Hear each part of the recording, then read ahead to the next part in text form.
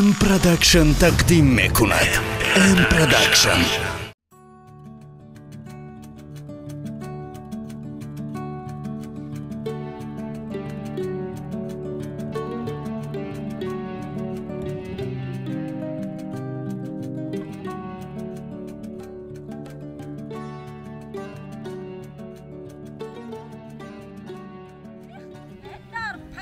چی گابود ایشو گاب بشنویم این خروی همزا بیزار کد یعنی این باغ موقع همه را جزیر کد یعنی دوست مراد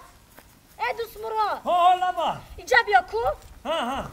این چی خر داری چی گال داری روز مولمی تخ یا نه همه گودکا اومدن و خمام های اومدن و گودکا یه بار باشه دو بار باشه همه گودکا همه باغ ما جزیر کد یعنی همسایه فقط جنگ بشه اوخم روی خاطر همسایگی دکم هم تری چی نمیگم اوخم گودکا اومدن همسایه یه بار دو بار خاطر سه بار اوخم همه حیوان اوخم در دلم بوده همه چیز چهارم شون دست مت خونه چند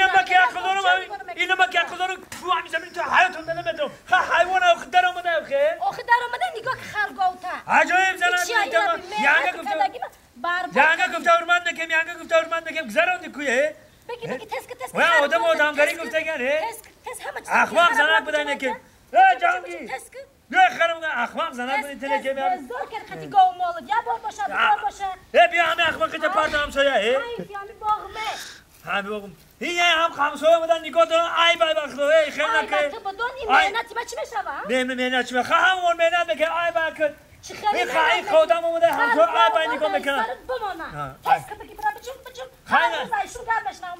خیلی زنه که اخلاق نشه تو حالا میادم به پاری میری بچه همین تا بزن کاری میپاری بچه اینم مرا اخلاق جسن همسایه بامسایه جنگ اینم معلم جان تو استاد ایمدم مرا درس دادی اینم اخلاق درس دادی میرم من مهنت کردم چی گپ شد اینا ببینه هم خر آوردن بوده کم شده بس خر داری اگر ودا اینم اخلاق جسن مرا حالا همین زمین ایت باشه ما بدونم چیکار بکنیم خیلی هم در همسایگی داری همسایگی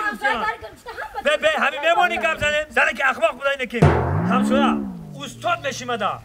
آخه من خدی زنک چی گفت آخه رنگ خود مردک باشه که من خدی گپ زدم استاد مردک ولیم دمی مردک باشم من خدی هم خدی گپ زدم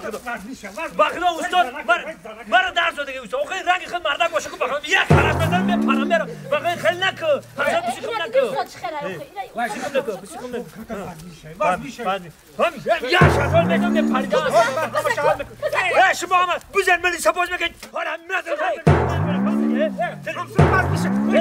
شما کارت میشه ایسته زنه که آقا همه شحال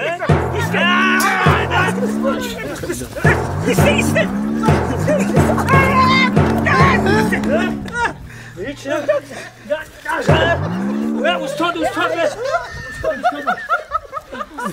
استاد همسایه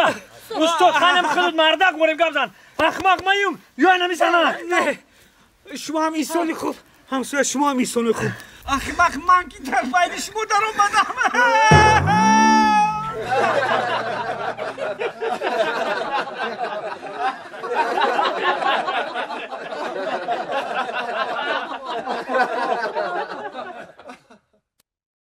ام پروداکشن تقدیم میکند. ام پروداکشن.